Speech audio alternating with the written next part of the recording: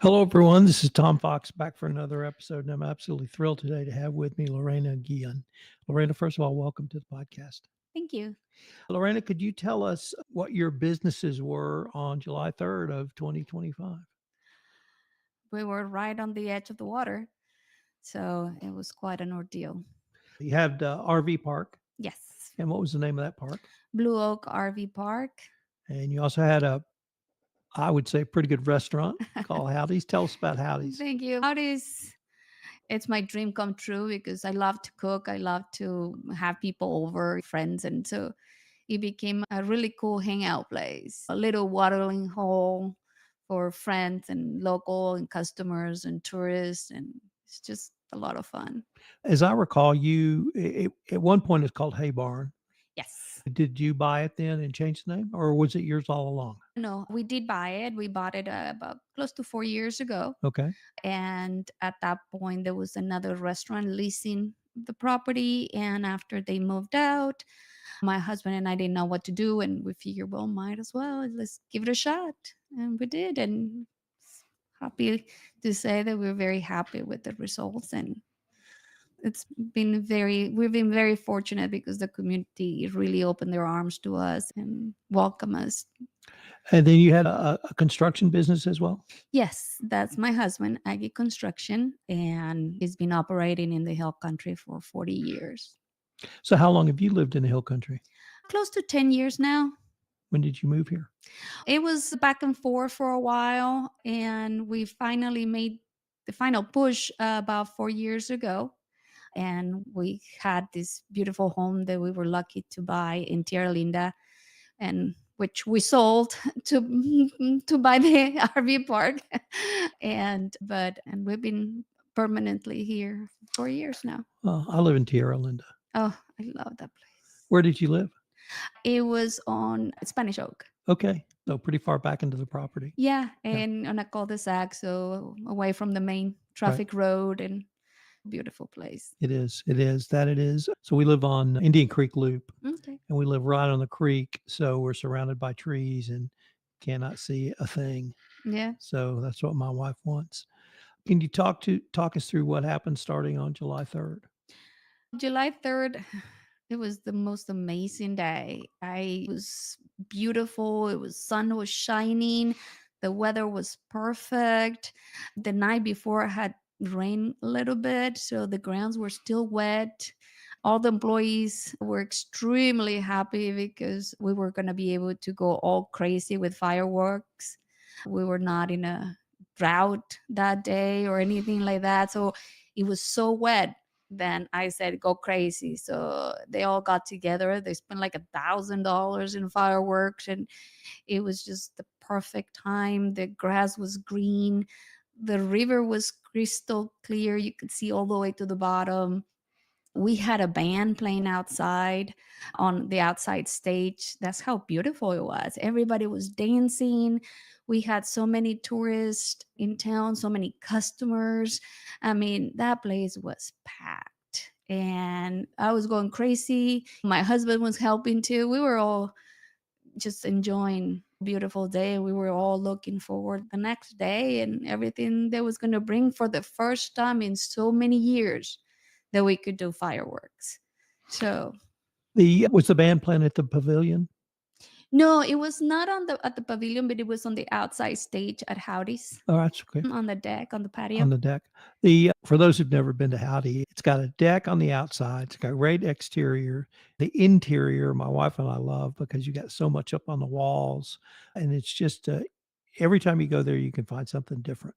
And I've been to obviously dinners and lunches there, but I've been to events there. Mhm. So it's known in the community. When did you guys buy the RV park? Was it when you bought the restaurant? Yes, it was all. It's all one single property. On property. Yes, Okay. And when were you first aware something was up with the weather? it was. Yes, we've heard that it was going to rain, but like we just did a couple of days ago, we were supposed to get 12 inches, and I think I got like maybe half an inch. It's one of those things that it's going to rain, which it had been. And that night, I closed the door of the restaurant close to about 12:45, And Julian Ryan, my employee, he was the last one to walk out of the restaurant. And it started to rain hard around that time. And I said, let's just close early. Don't worry, we can finish it tomorrow. Go home to your babies. And he left. And it was just raining quite a bit. And so I went home, which is right there on the same property, took a shower. It takes me a little time to unwind after the crazy night. And around 2 o'clock, it was still raining pretty hard. So I called the sheriff's department at 2:08 and I asked, how is the weather upriver? How's the conditions? Do I need to evacuate? Because I have a lot of people close to the river. And the dispatch, she told me she had no information at that point. And I was checking the weather, and I hang up the phone with her, and it just I got in my truck and I drove all the way to the edge of the water. Probably at that point it was about 2:30 because I had to get dressed. And so I drove and I circled the whole property. The creek that we had, it was always a great indication on how the water levels were, because it's such a man-made creek. And if that's flooded, then you have, if that's rising, you have flood coming. And it was fine. Everything was fine. And I said, okay. And there is no information.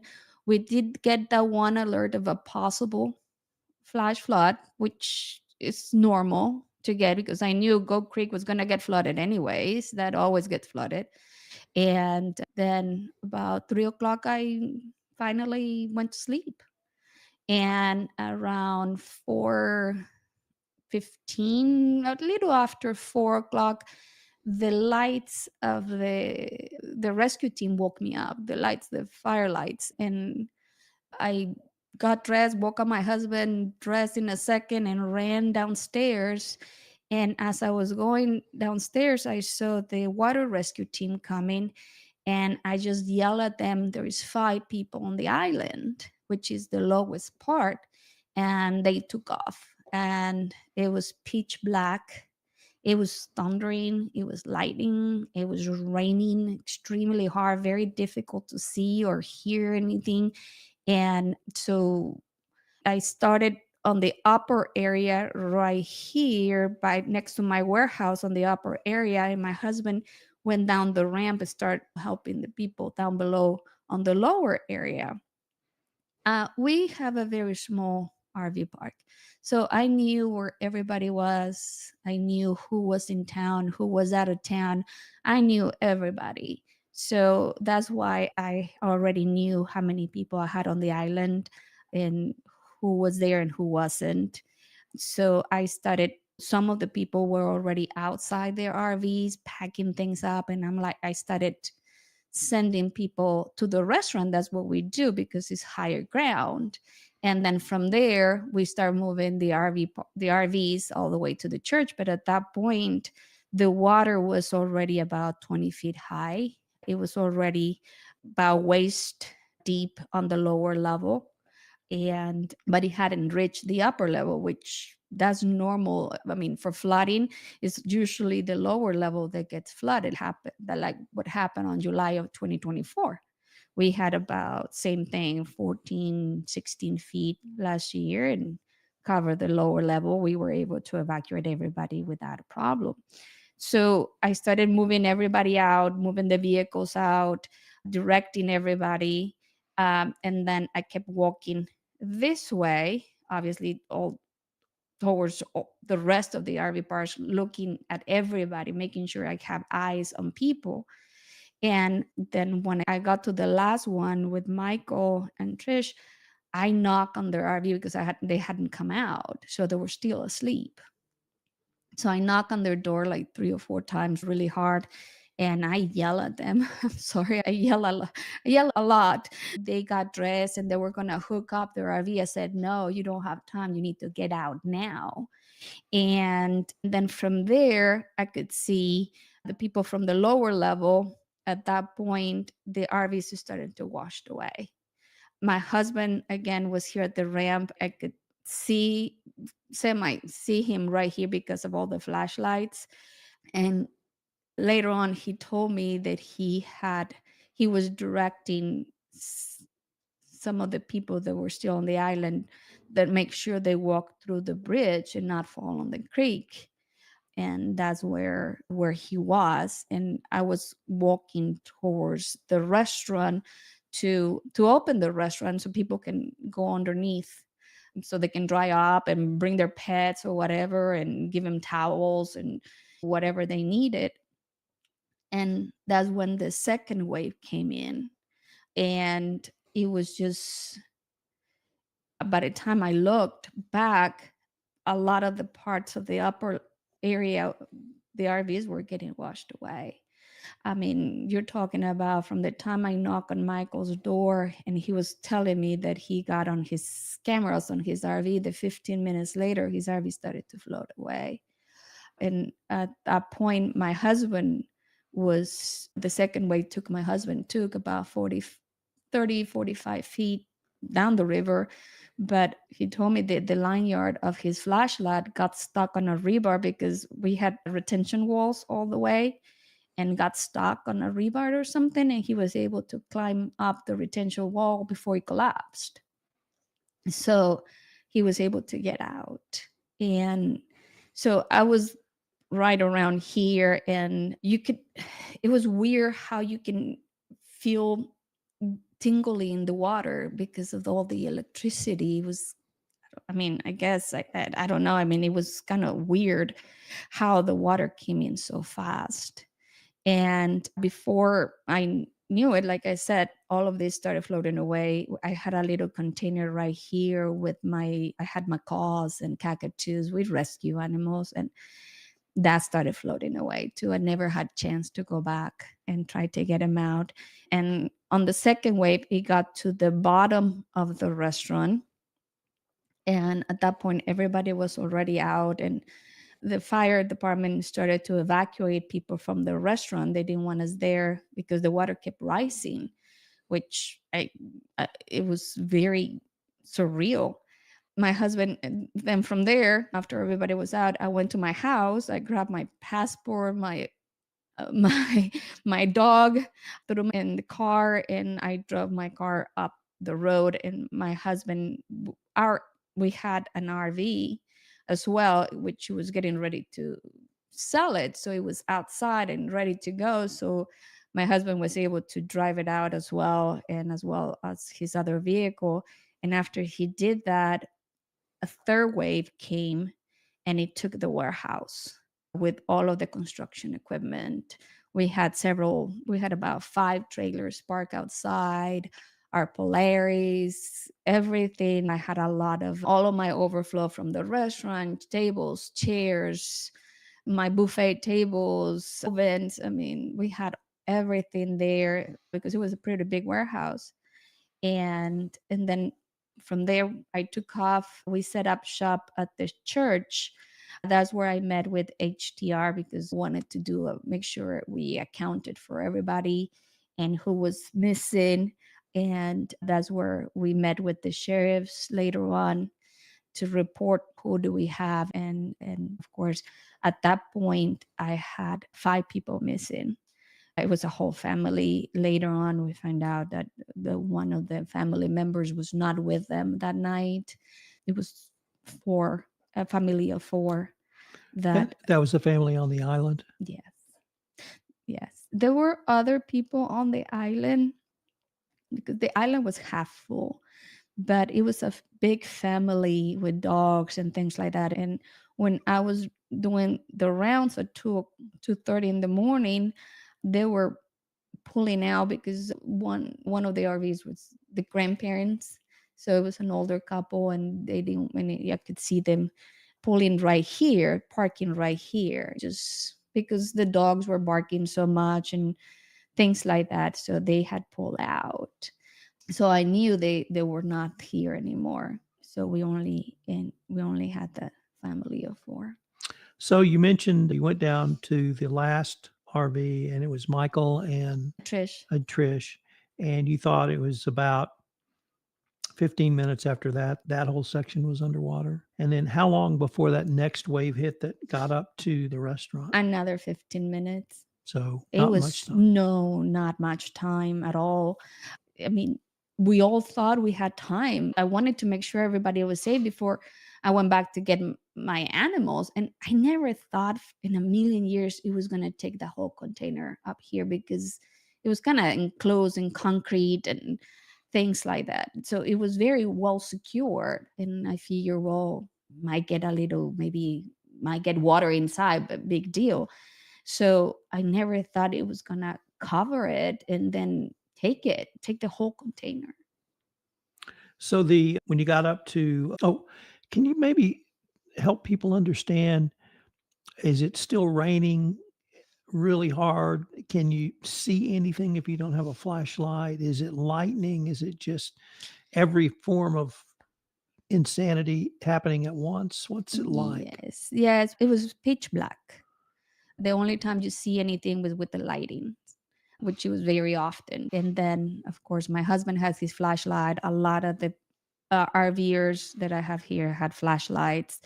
The fire department was back parked back here when I came down, and they had lights on, I guess, but I know my way around it, so it was easy for me to walk around. But it was raining really hard. We were all soaking wet, and in the thundering, oh my god, it was that kind of thundering that rattles the window kind of thunder.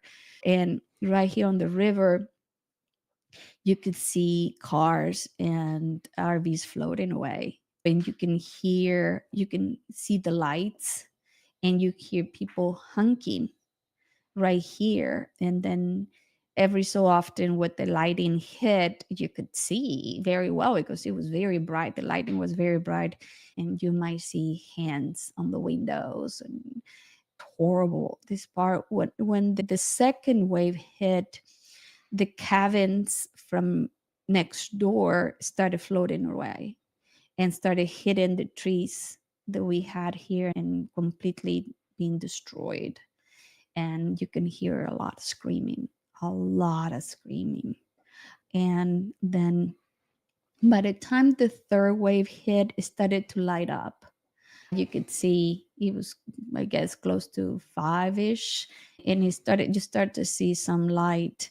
And that's when my warehouse was completely, I mean, the third wave took my whole warehouse completely and smashed it against the deck of the restaurant and destroyed it. So it was terrible. It was so unreal. It was just like you were watching a movie kind of thing with surround sound type. So the people you were able to get out from both on the island and in the upper and lower, was it like families just sort of walking, running? Was it a an evacuation like we may have had? Remember we used to have fire drills at school? Was it Mm, that sort of thing or was it something different? it was everybody was rushing, running because the water up here was already to the waist. Several people right here on the lower level just walked out with nothing, just their underwear on, no shoes, no nothing. And John had only his dog with him. Nick couldn't even get his pets out. And we had Esme right here with 4 children, babies, Justin with the 2 little girls. So some of them were able to get their vehicles out, but the majority didn't. So everything went down the river. But it was just trying to get to the upper areas. So the people on the lower part, it was just them and their kids and maybe a pet or two. And a couple of vehicles were able to get out. The upper area, a lot of people were able to take all their vehicles out, well, most of them, and a lot of their belongings. Not everything, but especially the main things. And how did you get up to, is that City West Church on the corner of Junction Highway and Goat Creek? Yes.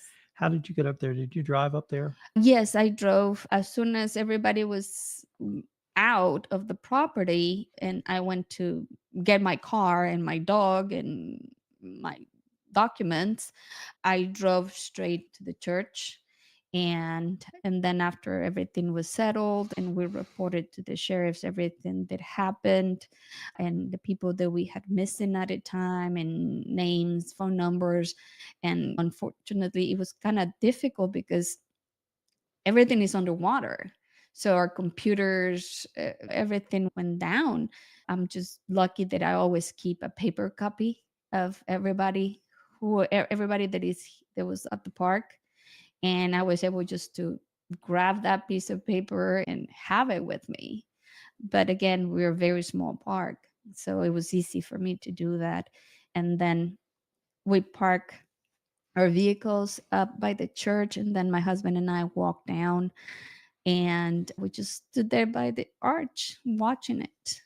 And at that point, it was close to 6 o'clock in the morning, and you could see the water. I mean, it was insane how much water there was and how fast it was going. How long before the water started going down that you could go back down to your house or even down to the RV park to see what was left? Probably around, I'm gonna say 9 o'clock, the water started receding a little bit, and I was able to get into the restaurant and the house. But that's it. I mean, and then it was pretty much until the afternoon until we can get to the upper part of the RV park. The lower part it took several days that we could not get to the lower part at all. That, yeah, several days, but we were able to get up here. We started this, or when we started chatting, you talked about seeing the water rescue from the, I guess, the Kerr County Sheriff's Office. No, I believe they were Mountain Home No. Water Rescue. And did you ever see those guys again? No, I didn't see them again. I When I saw them going this way, I mean, it was kind of in my mind, the only way I can describe it is like ninjas, because those guys, all you could see was the red helmets, and you can see them grabbing their boats and running towards that freezing water, rushing like crazy water, and running with their boats and jumping into the water with the boat too. And then in a split of a second, they were gone. And you can hear so much screaming that you knew they were rescuing so many people. And I never saw them again, but it was just, I mean, I was just praying for them because we were running away from that and they were running into it. You mentioned the way the water felt almost like electricity was in it. It felt tingling and it was Freezing cold. super cold. And yeah, I mean, if y- the RV park had several, well, close to 50 spots, and every single one had electricity, 50 amps, and all of the electrical posts were down, including all of the main electrical lines. And there was a big one right here where I was standing. So at what point it felt like tingly. So I don't know if that was my imagination or it was really electricity, or I mean, I don't know. It was just very bizarre, but the coldness of the water, that's what really shocked me, how cold it was. But with the exception of the one family, you were able to get everybody out. Yes. I want to thank you for coming down and visiting with us today. No, thank you for having me, and I really appreciate it. Thank you so much.